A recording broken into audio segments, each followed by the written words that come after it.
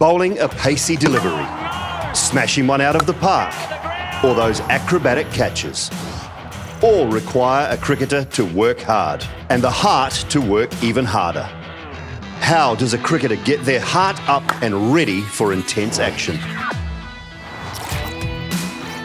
A cricketer can raise the roof and get the fans' heart racing by pushing their muscles to the absolute limit.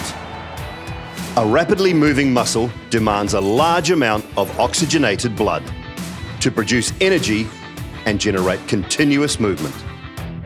On the other hand, a byproduct of this muscle exertion is a rise in the muscle temperature.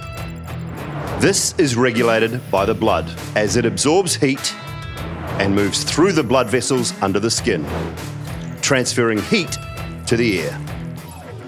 Now, an increased demand of blood to produce muscle movement, as well as regulate muscle temperature, enormously stresses the heart, increasing the heart rate by nearly 3 times its resting rate. A rapid and sudden increase in heart rate could lead to irregular heartbeats or even heart failure. And cricketers know exactly how to steer clear of these conditions by warming up the body.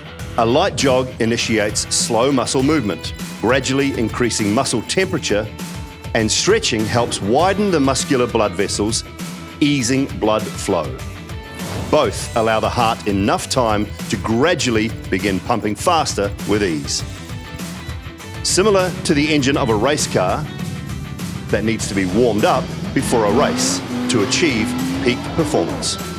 Which player do you think has always been at the peak of fitness? Comment your views and stay tuned to Wicket to Wicket.